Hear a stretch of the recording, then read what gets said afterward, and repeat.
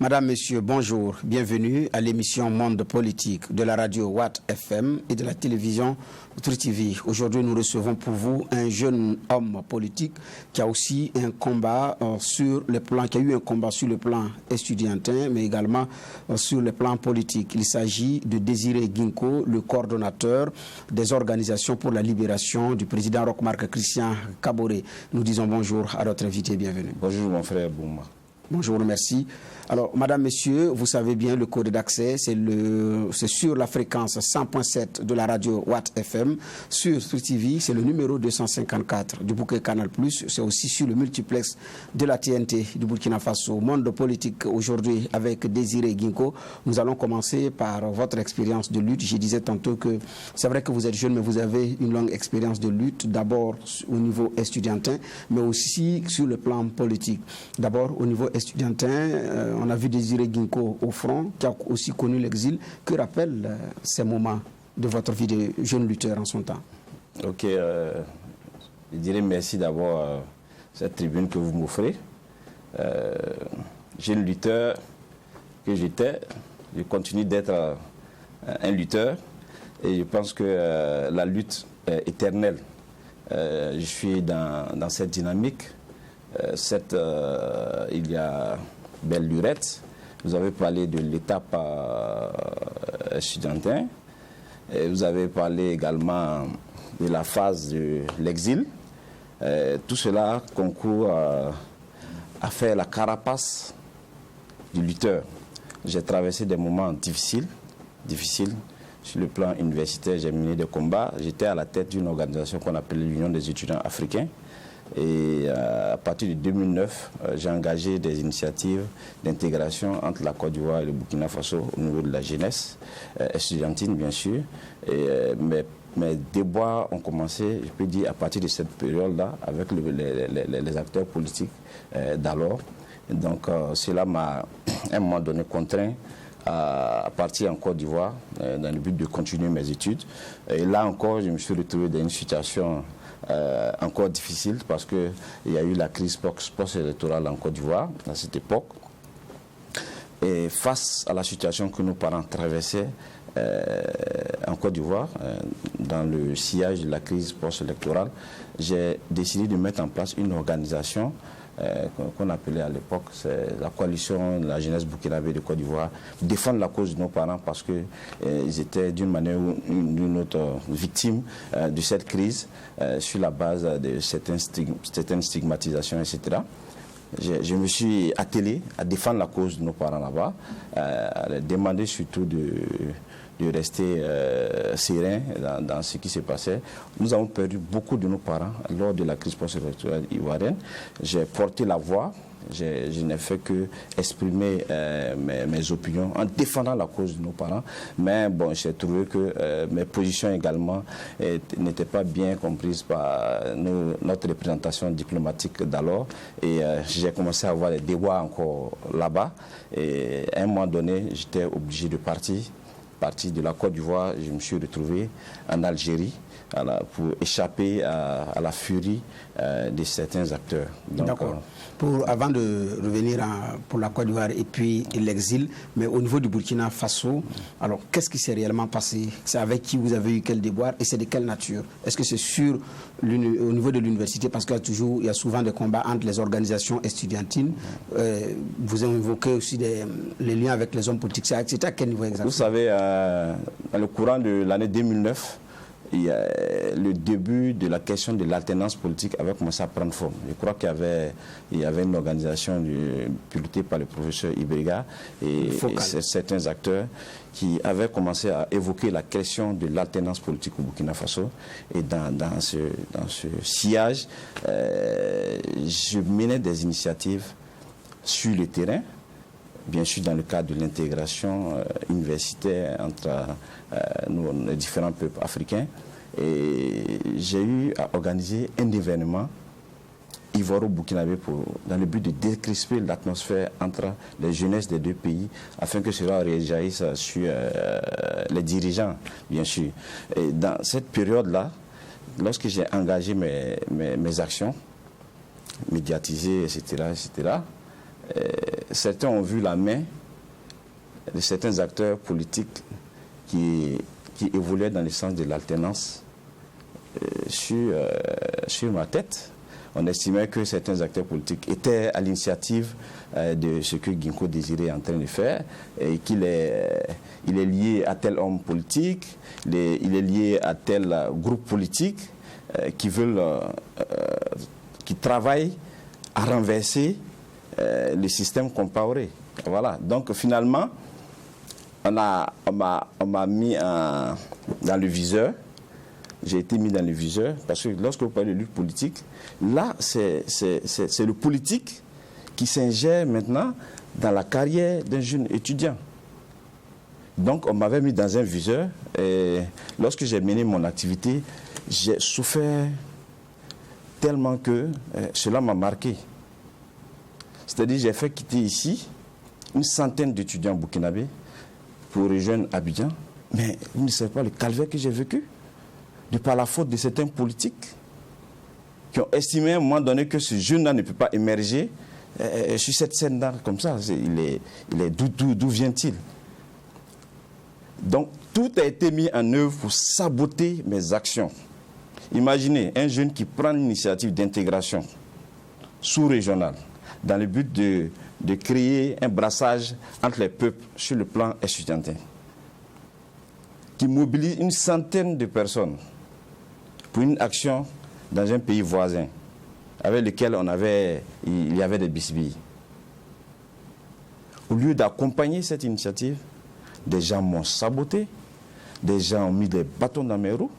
J'avais sous ma responsabilité plus d'une centaine d'étudiants burkinabés qui ont effectué le déplacement sur la Côte d'Ivoire. Et tous les acteurs politiques du système qui étaient là à l'époque s'étaient mobilisés pour me mettre dans l'échec, pour me mettre dans l'humiliation et pour me jeter l'opprobre. Et arrivé à Abidjan, comment les choses sont? Arrivé à Abidjan, c'était très difficile, comme je l'ai dit. Nous étions combattus également par la représentation diplomatique. Et je ne cache pas, l'ambassadeur d'alors, Émile Iloudou, était au devant puisqu'il a reçu des consignes. Faites tout pour freiner l'émergence de ce jeune. De quelle émergence? Puisque moi, j'étais dans une dynamique de créer un brassage entre jeunes burkinabés et ivoiriens sur le plan universitaire, dans le but de renforcer nos liens. Mais nos autorités m'ont combattu sur tous les plans. Tous des sabotages incroyables. Finalement, lorsque nous sommes arrivés en Côte d'Ivoire, il y a eu des bonnes volontés qui ont eu vent de ce qui se passait.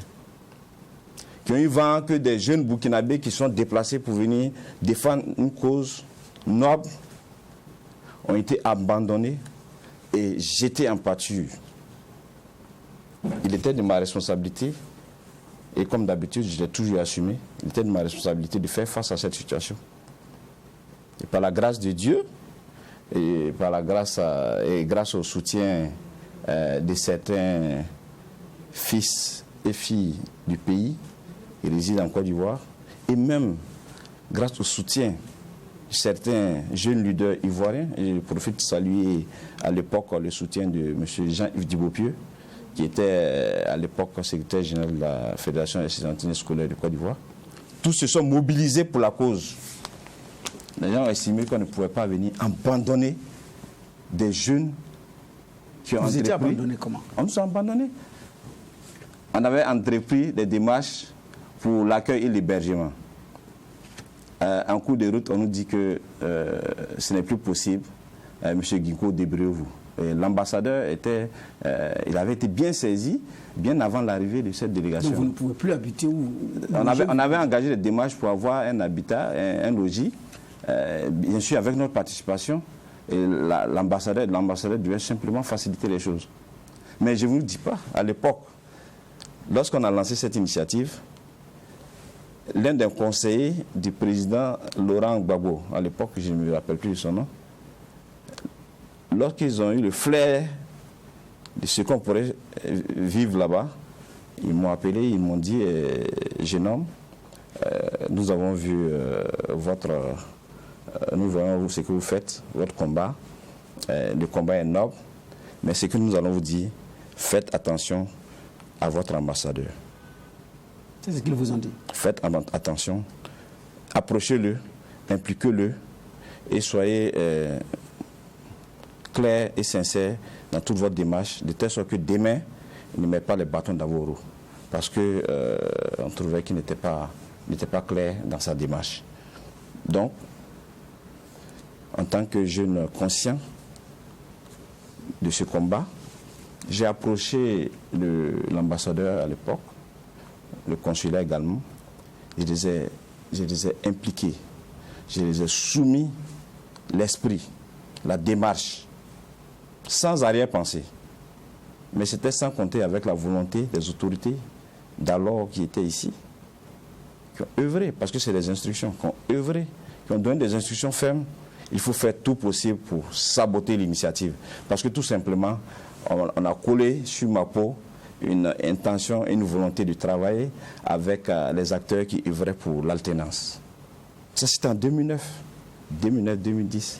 Donc, imaginez-vous, un jeune étudiant qui se retrouve avec la responsabilité de plus d'une centaine de personnes, avec la pression au quotidien de les nourrir, de les loger et de veiller à ce que la sécurité soit assurée.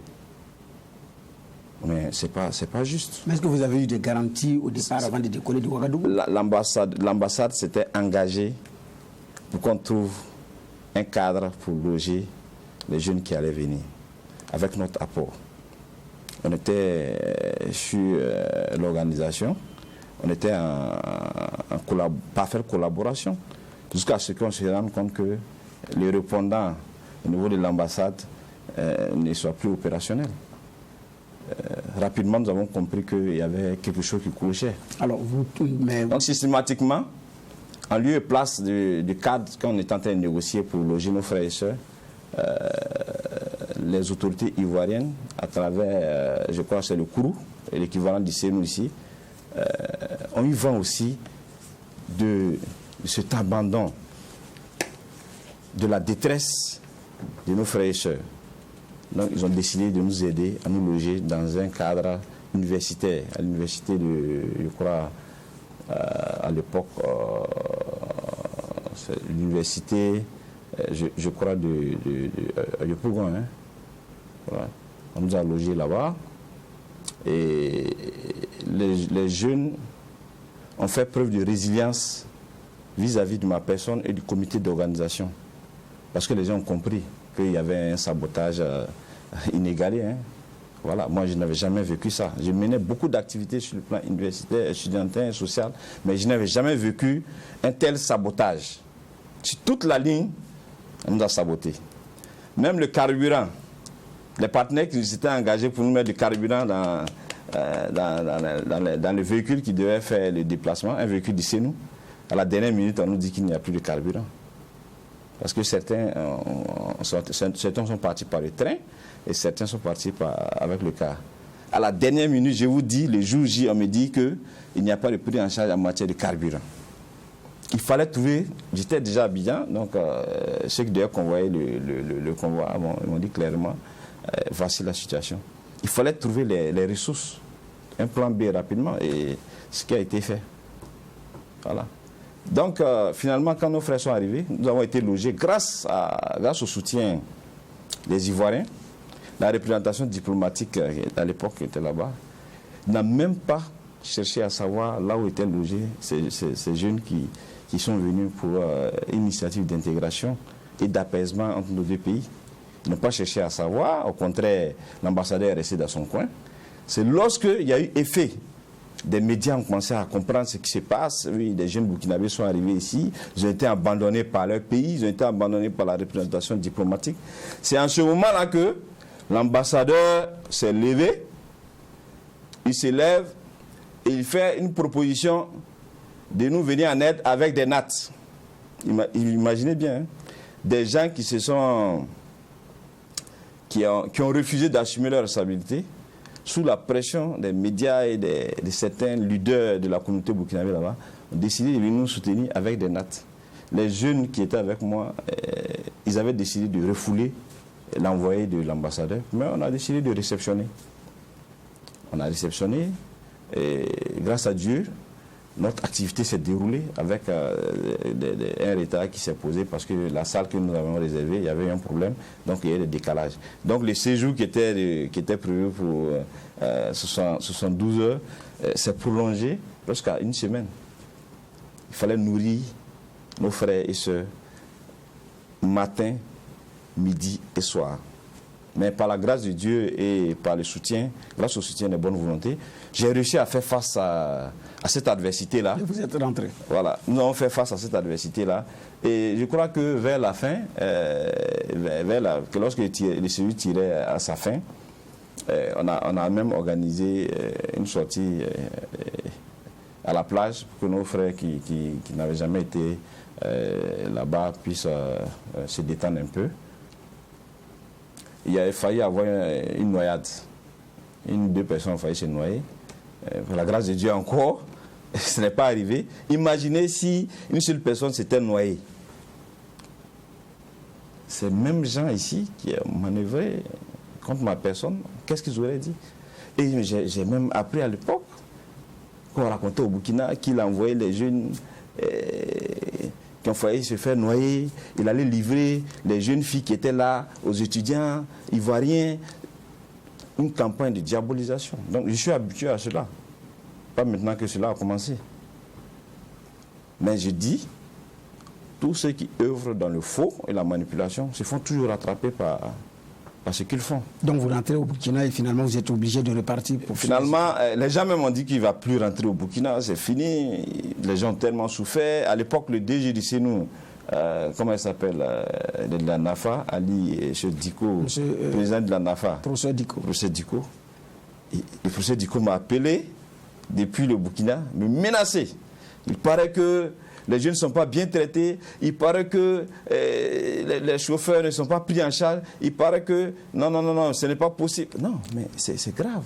Pour un responsable qui s'est engagé à nous accompagner. Lui-même. Accompagner les étudiants. Je crois qu'il était sous sa présidence ou bien sous son parrainage là. Il était impliqué dans l'organisation.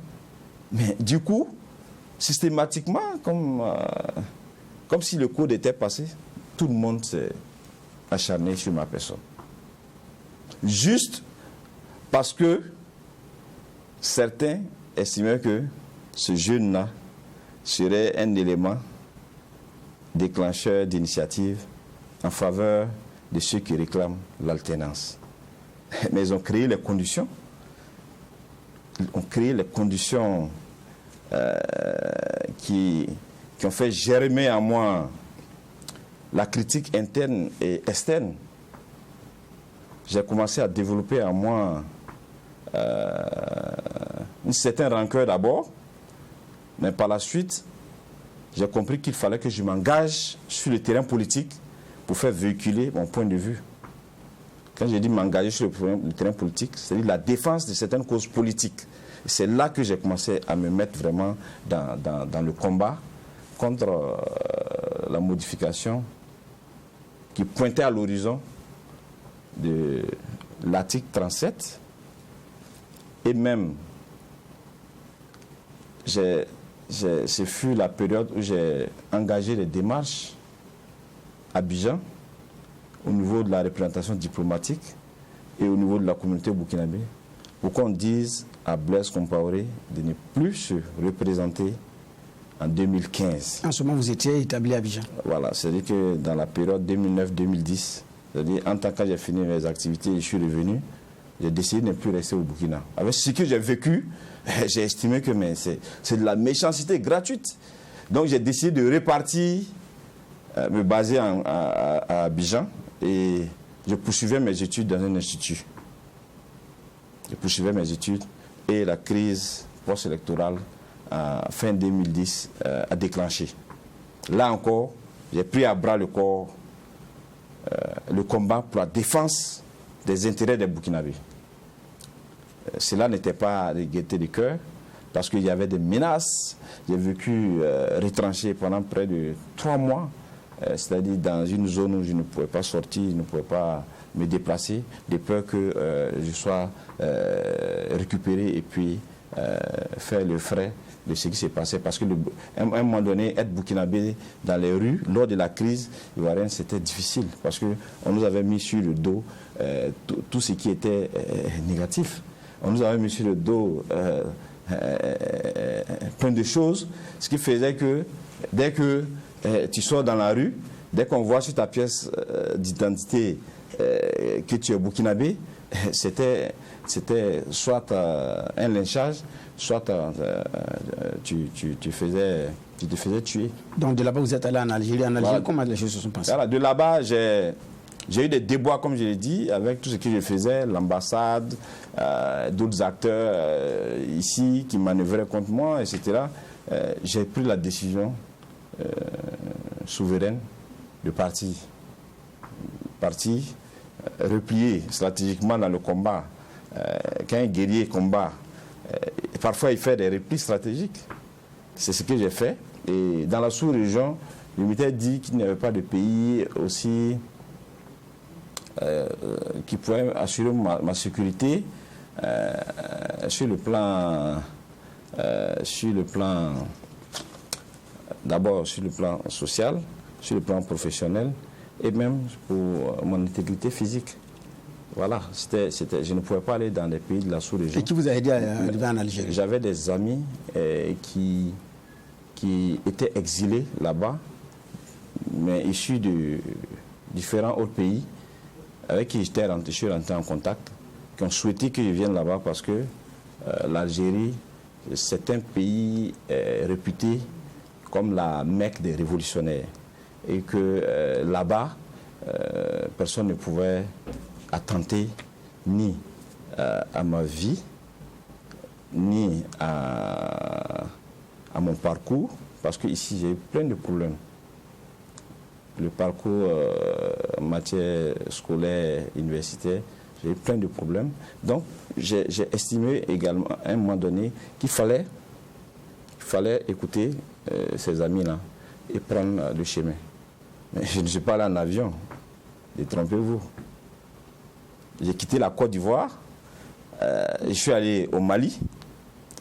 J'ai fait 3 à 4 jours au Mali et j'ai traversé le désert, le Sahara. J'ai payé les transports. À l'époque, on arrivait à traverser. Si c'était aujourd'hui, c'était la catastrophe. Voilà. Vous avez passé par le désert? J'ai passé par le désert, le Sahara. J'ai payé mes frais de transport. Je suis rentré en Algérie.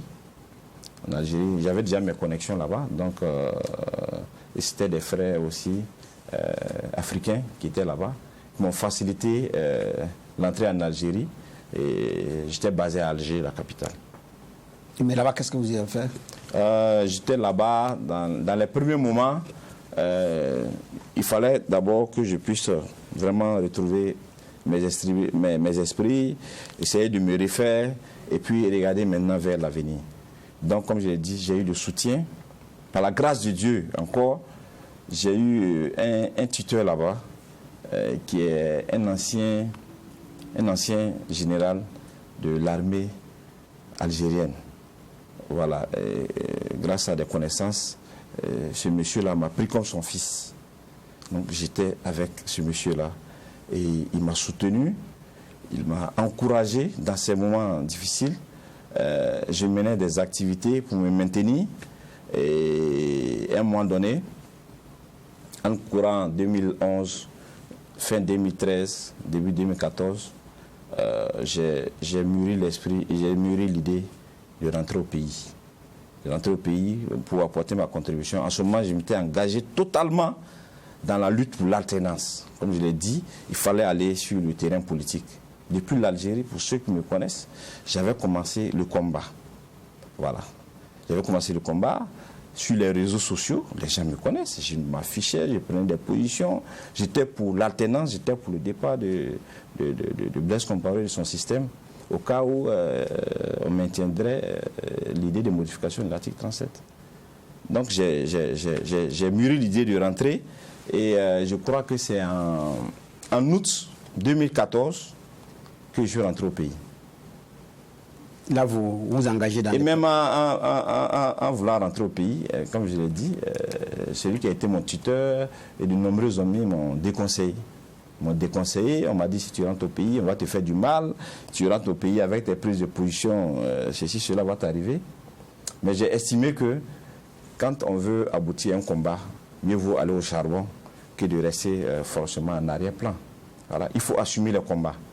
Et je suis rentré au pays par la voie terrestre, parce que j'ai fait une demande, parce que j'avais pas le statut de réfugié politique, mais j'avais une couverture en tant que réfugié, exilé politique. Donc j'ai introduit une demande en vue de rentrer au pays. Alors, pourquoi on organise mon retour sécurisé au pays, mais il n'est pas eu une issue favorable, c'est-à-dire que je devais encore rester en Algérie. Mais j'avais le flair politique. Le flair politique, c'est quoi? J'étais convaincu que c'était le moment de rentrer pour apporter ma pierre dans ce combat-là pour l'alternance. Donc je suis rentré en août 2014, je suis passé par le Niger, et du Niger je suis rentré au Burkina. Et dès que je suis rentré, je n'avais même pas vu ma famille, je n'avais même pas vu mes proches. Je me suis engagé systématiquement en contact, en connexion avec les différentes organisations qui ont été créées pour l'alternance ici.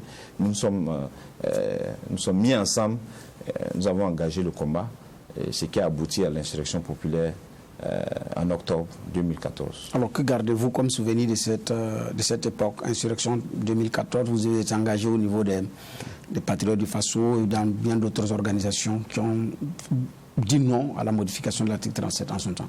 Bon, ce que je garde, c'est le volontariat des uns et des autres a abouti à ce changement. C'était un combat volontaire, un combat populaire. Lorsque le CFOP lançait des mots d'ordre, pour les marches et à la place de la nation, je vous assure que peut-être que le CFOP même était dépassé même par les événements. Parce que c'était un élan populaire et c'était exceptionnel. Donc cela m'a marqué. Cela m'a marqué tout un peuple qui se lève pour dire non et qui assume son combat vis-à-vis d'un système politique qui a régné depuis plus de 27 ans. Et cela attire encore mon attention. Et je voulais le dire à tout jeune qui souhaite s'engager en politique, il faut y aller avec le cœur, avec la détermination. Il ne faut pas attendre qu'il y ait des motivations avant de s'engager en politique. Il faut aller sans arrière-pensée, sans attendre quelque chose après le combat commun. Et c'est ce qui est la source des victoires. Lorsque moi je rentrais au pays, j'ai laissé beaucoup d'avantages. J'avais beaucoup de propositions en dehors du Maghreb. J'avais des propositions pour aller vivre en Europe, en Amérique. J'avais plein de propositions. Continuer ma vie là-bas paisiblement. Mais j'ai opté sur le chemin du retour, revenir vers mes détracteurs et mener le combat. Mais il y a eu cette rencontre avec le regretté Natama. Comment est-ce que les choses se sont passées à l'époque? Natama, c'est un grand frère, paix à son âme, que je ne vais jamais oublier, que j'ai toujours respecté. J'ai connu Natama étant en Algérie. Natama, il était dans le système de l'Union africaine. Donc, il a des émissaires, des proches qui venaient en Algérie. Parfois, il me mettait en contact avec eux. Et nous avons développé une certaine convergence d'esprit avant que je ne rentre au pays. Et lorsque je suis rentré au pays, c'est l'une des personnalités avec qui nous sommes rentrés en contact. Et nous avons décidé de mener le combat pour l'alternance ensemble. Donc, les choses ont évolué. Après l'insurrection populaire, j'étais dans la dynamique avec Natama et avec de nombreux amis.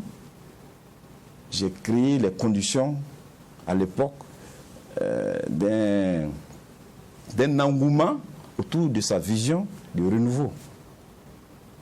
J'ai fait converger des jeunes, des femmes, des vieux. J'ai fait adhérer des provinces ici à la vision de Natama, parce que je croyais au combat commun qu'on partageait. Et il est arrivé l'étape de la création de la CPR, non, je crois, dans le mois de janvier 2015.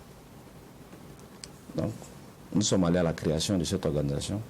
J'étais, pour ne pas me lancer des fleurs, la cheville ouvrière en matière de mobilisation, en matière de coordination d'action. Mais à un moment donné, lorsque nous avons mis en place, nous avons réussi à mettre en place cette organisation, je pense que là, c'est une faute aussi d'appréciation politique. Le grand frère Natama s'est tourné vers des personnes qui ont adhéré. Vous savez, quand vous menez une lutte, ceux qui mènent la lutte pour aboutir à des succès, parfois, s'il n'y a pas de bon sens, on a tendance à vouloir les écarter pour faire place à des gens qui parachutent. Donc c'est dans cette dynamique-là, il y a des personnes qui ont adhéré au CPR et du coup, notre manière de faire les choses était différente, eux leur manière de faire les choses, et les gens ont décidé de me combattre à l'intérieur de cette dynamique. Les gens ont décidé de créer les conditions de l'isolement, c'est-à-dire isoler même ma vision et mon point de vue sur certaines choses. C'est ainsi que dans le courant de la transition, lorsque nous étions dans notre dynamique de la CPR, dans le courant de la transition de 2015, à un moment donné, j'ai dit, nous devons nous mettre ensemble pour accompagner la transition pour qu'elle aboutisse à des élections libres et transparentes. Nous ne pouvons pas nous mettre dans une dynamique belliqueuse vis-à-vis de la transition. Ma position a été mise en minorité, et par Natama, et par bon nombre de personnes qui gravitaient autour de lui. Et ma position était claire. J'ai dit à l'époque, nous avons mené l'insurrection populaire, nous n'allons pas créer les conditions pour que cette transition échoue, tout simplement parce que le RSP menait des initiatives pour ce siècle-là. Et donc c'est là que la divergence est là. Les divergences sont nées là. J'avais commencé à prendre mes distances. Parce que pour moi, on ne pouvait pas rester dans un éternel recommencement. Il y a eu l'insurrection populaire. Certes, les militaires sont arrivés, ils sont rentrés par effraction, comme je l'ai dit. Les JIDA, etc., sont rentrés par effraction. Ce n'est pas eux qui ont fait l'insurrection populaire. Et ma position a été claire à l'époque. J'ai dit, on ne pouvait pas avoir le militaire comme président du FASO. Mon point de vue n'est pas nouveau. Il y a des articles là-dessus. Ceux qui veulent, on peut les fournir, ces articles-là. J'ai accordé des interviews à des chaînes occidentales, etc. Et à l'époque, j'ai dit clairement, la place des militaires, c'est dans les casernes. Zida n'avait pas sa place à la tête du pays en tant que président. Et par la suite, ça a abouti. Zida est devenu premier ministre et on est un président civil. Je préfère encore un mauvais civil qu'un bon militaire. Ça, c'est mon principe. Madame, monsieur, vous êtes à l'émission, il faut que je rappelle à ceux qui suivent à la radio, parce que ceux qui suivent à la télé nous voient, mais à la radio, il faut que je rappelle que notre invité, c'est Désiré Guinko. Il est le coordinateur des organisations pour la libération du président Roch-Marc Christian Kaboré. Avec lui, nous sommes en train de passer en revue ses luttes, ses convictions, mais avec votre permission, nous allons passer à un autre point par rapport à vos combats actuels. C'est pour la libération du président Roch-Marc Christian Kaboré. Je rappelle que vous avez été son chargé de mission, quelles étaient les missions essentielles que vous occupiez d'ailleurs auprès de lui? Les missions d'un chargé de mission dans le cabinet d'un chef d'État, c'est des missions stratégiques.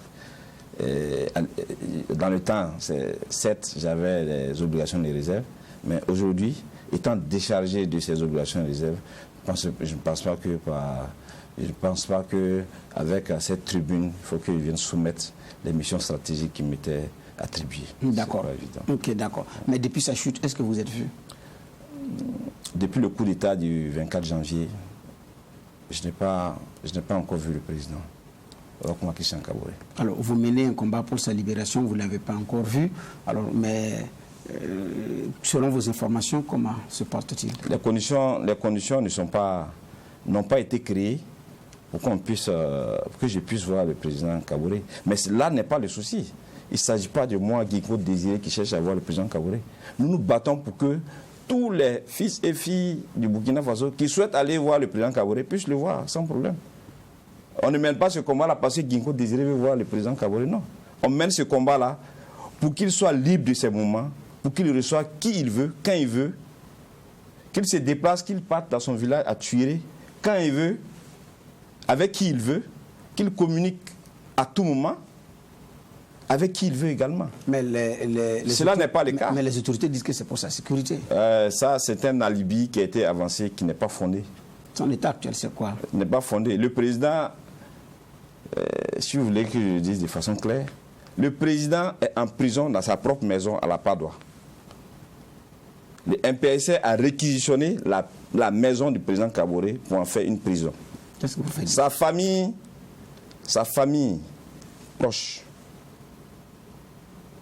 proche vient le voir matin et le soir, on leur demande de partir. Combien de Burkinabés savent cela? Le 6 avril, il y a eu en grande pompe des annonces. On a dit sur les plateaux de télé que le président Kaboré a été libéré, le président Kaboré. Nous sommes restés sur notre faim. On a dit avec ces gens-là, il faut voir, il faut constater avant de croire. Nous avons laissé le temps. Nous avons envoyé des émissaires. Je n'ai pas voulu aller moi-même parce que, imaginez si j'ai accès au président et que demain je ressorte et que j'exprime mon point de vue qui est contraire à la manière de voir les choses du MPSC. Ils diront que c'est le président Kaboré qui lui dit d'aller faire ça. Non. Je n'ai pas vu le président Kaboré, je ne suis pas en contact avec le président Kaboré. Le combat que nous menons, c'est... Et vos émissaires, est-ce qu'ils l'ont vu? Ça n'a pas été possible. Parce que les gens sont, le processus, c'est comment? Vous partez vous inscrire et lorsque vous vous inscrivez, il faut l'aval du MPSC avant qu'on ne vous accorde l'audience. Et même des noms que le président inscrit pour faire venir certaines personnes, le MPSC refuse. Donc il y a quelque chose qui cloche. Et c'est au MPSC de nous dire. Oui, mais vous dites que sa famille proche vient le matin. Oui, elle repart le soir. Mais il y a son épouse.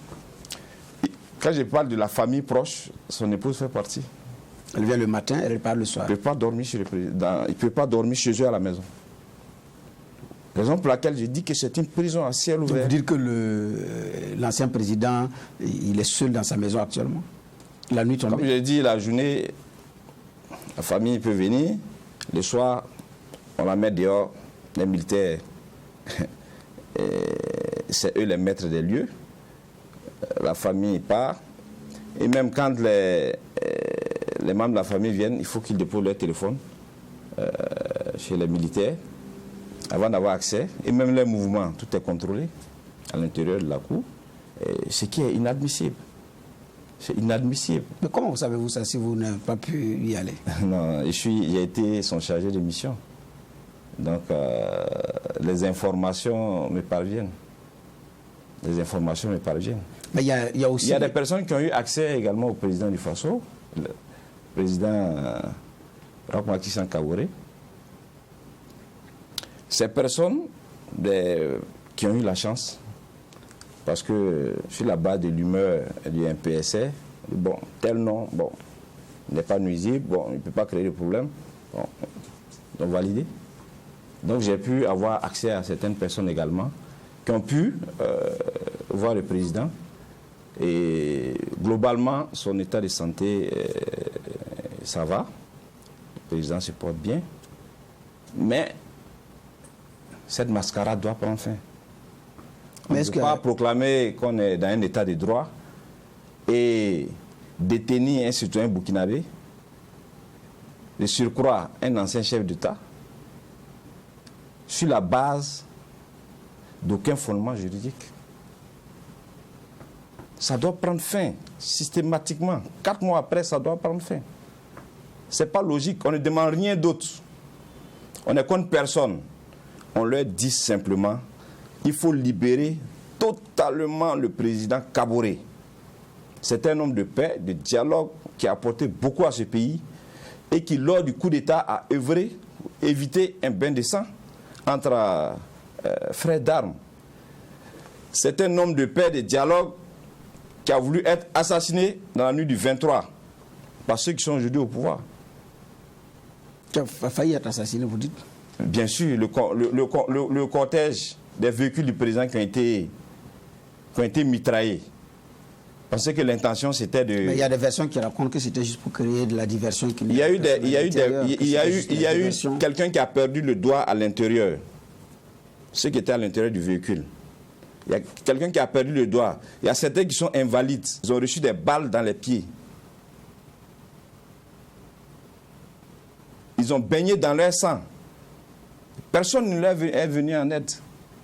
Quelle diversion? La diversion venant de qui? Peut-être une stratégie de ceux qui étaient dans le cortège. Mais la diversion, je ne sais pas comment c'est que vous voulez exprimer de... Non, ça avait dit que c'était juste une diversion. Qui a fait la diversion? De sa garde pour pouvoir... Même si la garde fait une... Même si la garde... Tout ce qu'on a vu, c'était du maquillage. Si le maquillage, peut-être une stratégie militaire pour faire croire à l'ennemi, que le chef est en train de sortir. Donc si le chef était à l'intérieur du cortège, il serait peut-être mort. Parce que le cortège a été bombardé, ils ont tiré sur le cortège avec même l'aviation. L'hélico a tiré sur les véhicules blindés et ceux qui étaient à terre tiraient sur les véhicules. C'est assez grave. La garde du président peut être dans une dynamique de diversion. Mais ceux qui ont tiré étaient dans la dynamique de tuer, d'assassiner le président. Bien sûr que l'hélico a tiré. Bien sûr. L'hélico a tiré. Nous avons les informations là-dessus. L'hélico a tiré, ceux qui étaient à terre ont tiré. Il ne peut pas avoir une version parfaite que ça. Ce n'est pas possible. Alors, et les occupants des véhicules ont été laissés pour morts.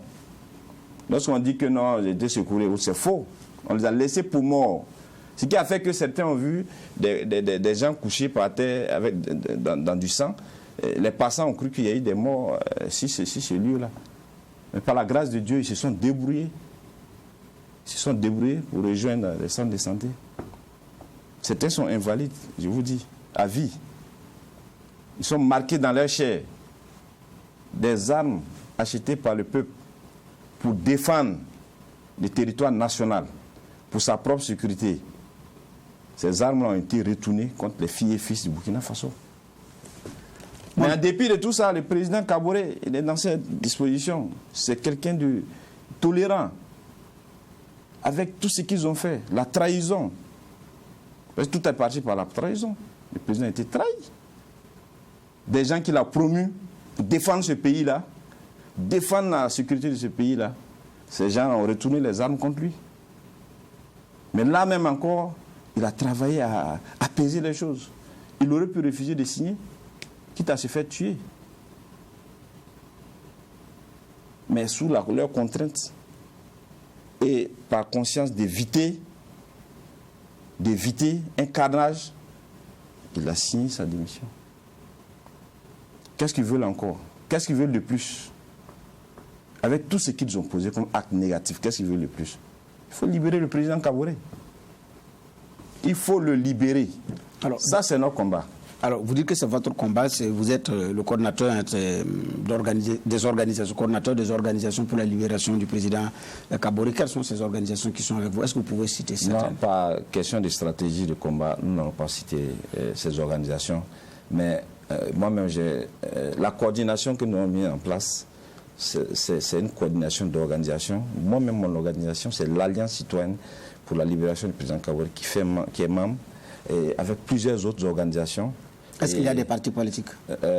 Pas de partis politiques engagés là-dedans, mais il y a des acteurs, des personnes qui viennent adhérer à cette organisation-là, qui peuvent avoir la casquette politique, tout simplement parce qu'ils adhèrent.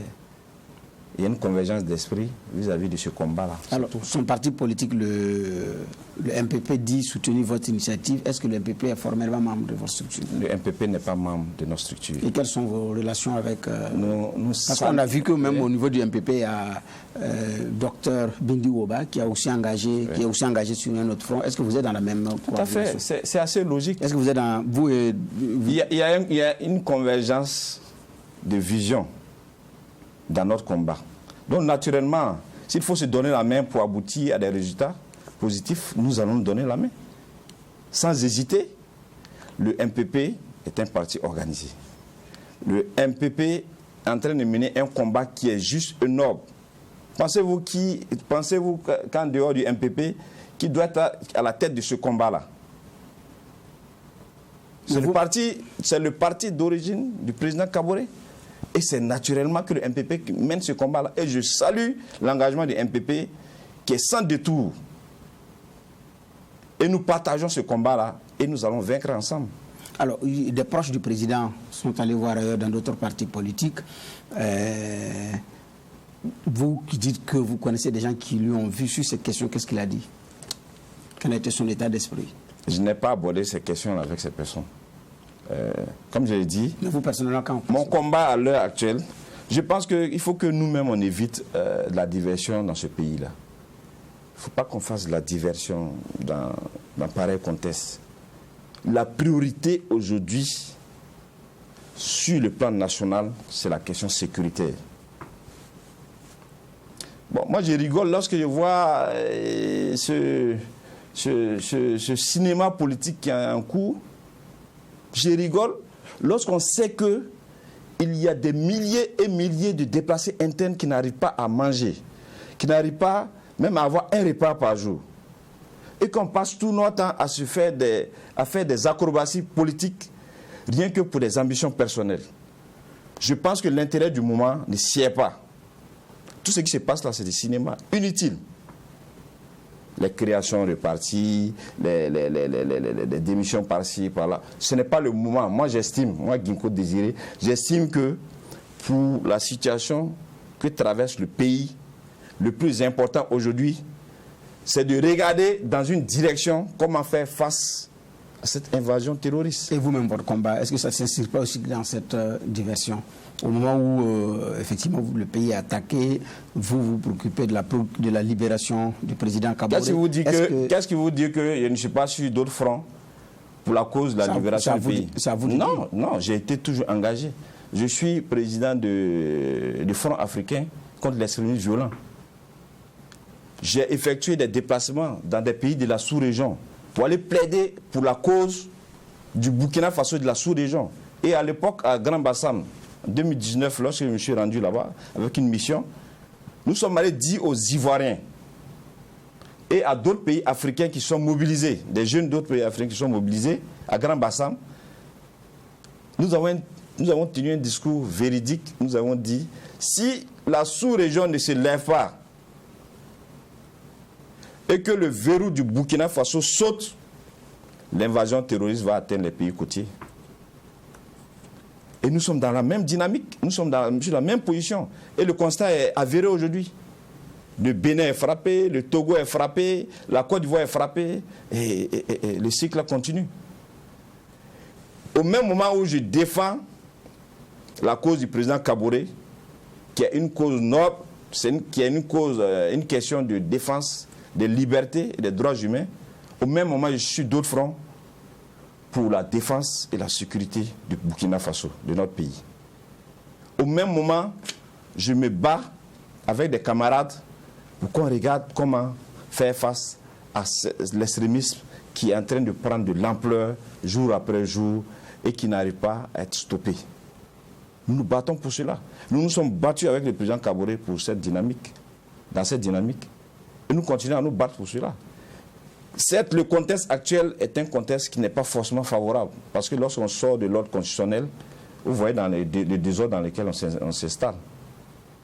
On s'installe dans un véritable désordre avec des objectifs diversifiés. Raison pour laquelle j'ai toujours dit que les coups d'État ne sont pas des solutions dans nos États démocratiques. Alors, parlant de perspectives de défis prochains, quels sont vos prochains défis? Mes prochains défis, comme je l'ai dit, c'est de me battre corps et âme avec les filles et filles de ce pays pour qu'on puisse trouver une solution à cette situation que nous traversons depuis 7 ans. Vous êtes engagé La crise sécuritaire. Je venais de rentrer du Maroc en décembre, suite à une formation, en décembre 2021. Et lorsque je suis rentré, j'ai élaboré un document en matière de sécurité publique sur le volet du renseignement. Sur la base de mon vécu au Maroc, j'ai partagé l'expérience dans ce document-là, l'expérience des pays maghrébins en matière de renseignement qui marche très bien. Je ne vais pas venir soumettre ici les détails. Je suis venu dans le bagage avec cette stratégie-là qu'on allait mettre à la disposition du gouvernement et du président Kaboré, évidemment, à l'époque, afin qu'on puisse s'inspirer du modèle de ces pays maghrébins. On ne peut pas rentrer sur leur territoire. Un corps étranger ne peut pas rentrer sur le territoire marocain ou algérien sans qu'il n'y ait de remontée systématique. Ce n'est pas possible. Mais regardez chez nous ici. Des gens rentrent, ils s'installent, ils entreprennent ce qu'ils veulent. Nous-mêmes, nous facilitons certaines choses. Et après, ces mêmes gens-là créent des conditions pour déstabiliser notre pays. D'accord. Alors, sur le plan politique, vous êtes engagé. Aujourd'hui, vous êtes officiellement dans quel parti politique? Je peux vous rassurer que je n'ai pas la carte formelle d'un parti politique. Mais j'ai toujours partagé les combats du MPP. J'ai toujours partagé les combats. Nous avons eu une convergence d'esprit. La réélection du président Kaboré, vous m'avez vu sur le terrain.